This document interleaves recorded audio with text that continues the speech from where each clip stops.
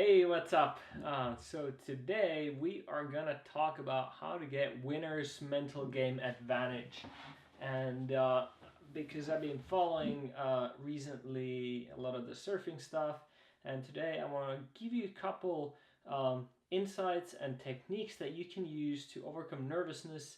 If you are competing, if you are performing under pressure, whether that's surfing, snowboarding, skateboarding, parkour or free running, if you're wherever you're performing under pressure, but I'm specifically going to make this episode about contests and how you can, because in a contest you're not practicing anymore. You got the skills, so if you're underperforming, if you're nervous, if you feel like you got butterflies in your stomach and you just feel weak, your knees are wobbling, and you're just feel rigid and stiff, that is corrupting your performance. So you end up underperforming, you end up making mistakes, failing, and losing the contest. So I want to give you a couple tips, really actionable, super powerful ways how you can mentally change your state, or the way you feel, the emotions that you go through, and so that is the purpose of this little quick video. Hopefully it's going to be quick because I'm going to want to give you really good stuff, so it might take a little bit to get through this. First of all, I remember when I started competing, I used to be a pro snowboarder, and before that, I would struggle in contests. I remember my first contest, I was standing in front of a half pipe, or at the top of the half pipe, and there was all these people, like all my friends and my family, and all these random people judging me, how I would do, and I was terrified.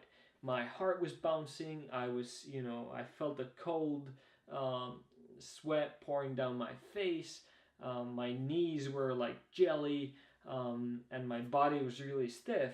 And just before I heard, my name being called out, that it was my turn to drop in, I just, couldn't deal with it anymore, and I basically peed in my pants. And it wasn't the first or it wasn't the last time that I did that. Usually, and these are physical reactions that you deal, or most of us deal with, in contests, when you're under pressure, when you're being judged. Um, so, so I dropped in, and I tried my best, and I was maybe performing 20%, 10% of my abilities that I was able to do outside the contest. So if you've ever been in a contest and you feel like you're disappointing yourself, because you're not performing as well as you should and could, then I know how you feel, and I'm going to give you a super powerful technique how you can get rid of that, or at least make some serious progress, to feel more confident, get into that flow, and hopefully, if you got the skills, win the contest. All right, so I dropped in. I was trying to ride the half pipe, and I couldn't handle it, and I fell. In front of everybody, and I felt so embarrassed and so angry and so disappointed at myself that I couldn't, do what I was supposed to.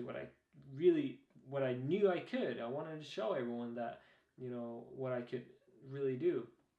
So that was my first contest, and slowly I kept doing the contest, and I started getting better and more confident, and later on I learned what is the difference between a winner's what's the difference between a winner and a loser, um, and one key component is your body language. So what is body language? Well, body language basically means, how you are physically standing, or swimming, or what have you, like how you are physically, how your posture is, and all that kind of stuff. So um, when people who are in the negative state of mind, when they feel angry, when they feel sad, when they feel like giving up, when they feel that they let themselves down or everybody else down, we tend to curl inwards. All our shoulders curl inwards. We curl our stomach curl inwards. Our legs will come up. And the reason for this is because it's an evolutionary, and I'm not going to go too much into the science, but it's an evolutionary way for us to protect ourselves. So when we feel these negative emotions, we start to curl up to protect our internal organs, because you can't live without these. If you lose, well, you can now. If you lose, liver, you get another, or not a liver, but a kidney, you get another kidney. But back in the day, if something happened to your internal organs, you're pretty much dead. So that's where this is coming from, why we're doing this. And also, your emotional states are linked with your body language.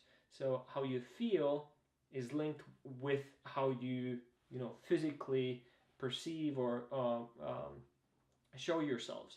So when you feel negative, when you feel down on yourself, when you feel angry, you curl inwards, and that is linked to your mental state. So you feel negative, angry, and that ends up producing cortisol, which is a stress hormone.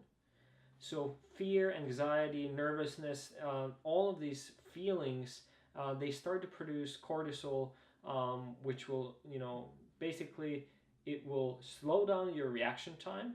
It will stiffen your body, and it will make you more impulsive. That's when you make bad decisions, essentially.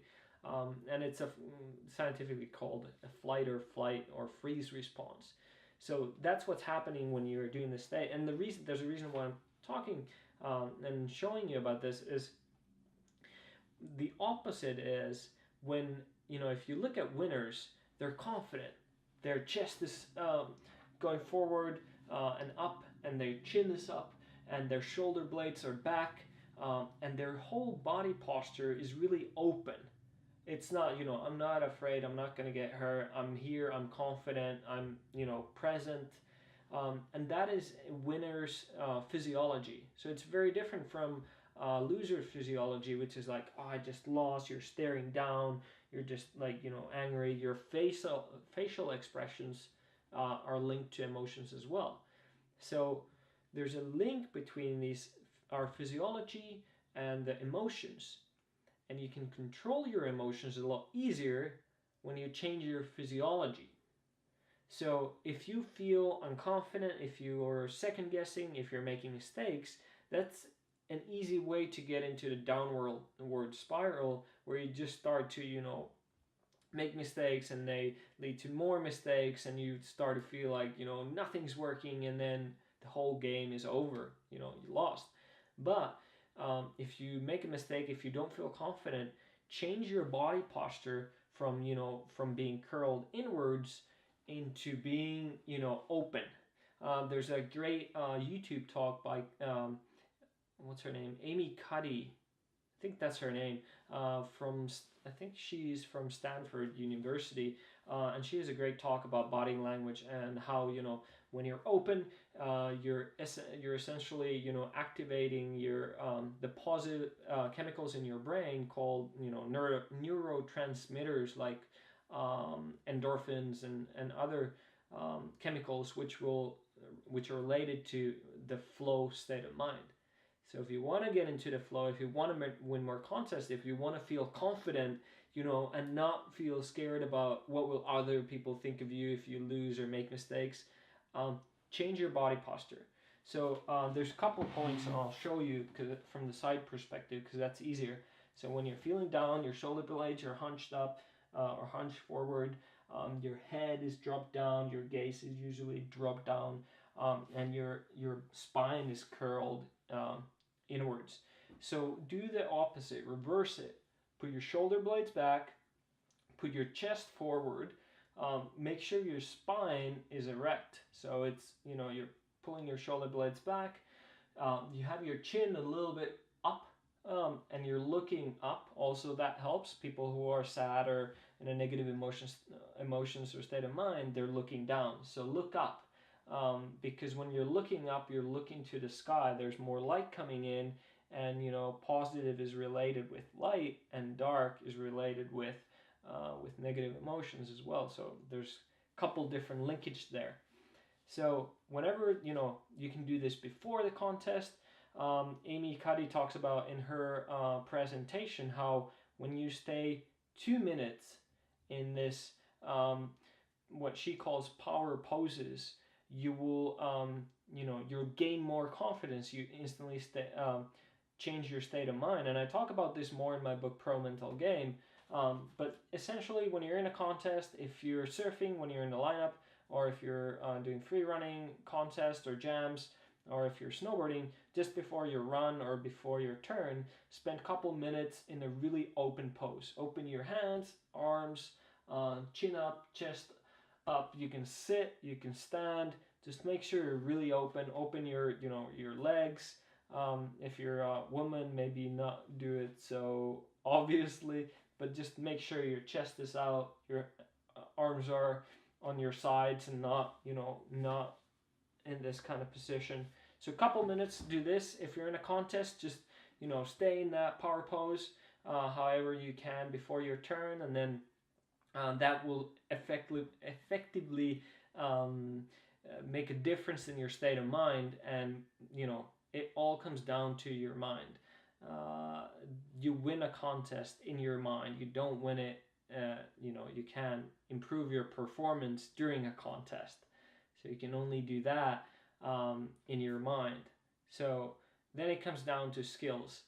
And as you know, if you don't, most people underperform because they don't know this stuff. They don't handle their mental game. They just try to perform, with what they have, with their skills. So there's 4 areas that you need to learn as an athlete to get to the next level. Number 1, it's your technique. Your surfing, your free running technique, your snowboarding technique, all related to that. All the tricks, moves, maneuvers. Second one is your physical fitness. How fit you are to help you perform better in your technique. The third one is your nutrition. If nutrition affects your state of mind. If you're hungry, I usually get irritated. But if you stay on you have good sugar levels, you're eating super healthy, and you're eating often enough, maybe between 3 to 4 hour breaks, then you keep your sugar levels, you keep your cortisol, or not cortisol, but neurotransmitters on a good state. So that will also help your state of mind and not fall into that, that self-talk, that negative, self-talk where you talk yourself out of things, and you essentially sabotage your own success. So make sure next time you go into a contest or anywhere, you can do this when you're training in public, you can do this when you're training alone, you can do this anywhere, but specifically in contests, make sure you're doing this, because it will have a significant difference in your performance, help you not underperform like most people. So and the fourth aspect of what I call progression triad is your mental game. And that will affect how much you can stay in the flow, how motivated you can stay to go to the gym. That will help you overcome fears, get more confidence. There are all these tricks that you can use to gain more confidence and to win and to learn faster. So take advantage of your mental game, learn it, and yeah, use this stuff, because it doesn't work if you don't use it. This is all nice concepts and whatnot, but if you don't actually put it into practice, it's you're wasting your time and you're wasting my time, and neither of us want that, right? So make sure you put it into practice. If you are so inclined, I have a free training called Progression Advantage, which you can find on my webpage, which is formsupreme.com, and there's a big link to Progression Advantage, and it will give you the basics of mastering your sport, or what are the fundamentals you need, which is these 4 aspects. So it will go deeper into that. Have an awesome week. Have an awesome day. If you're competing today or in the next few days, make sure you put this into practice. Don't harp yourself too much if you forget to use it for one reason or another. Just keep using it so you get accustomed to do it. Make sure it's part of your mental state when you're performing, and I will look forward to hearing about your results. All right, see you soon. Make sure you subscribe if you're watching this recording on YouTube, and I will leave the link for Progression Advantage training, and I look forward to seeing you in the next video. Have an awesome week. See you soon. Bye.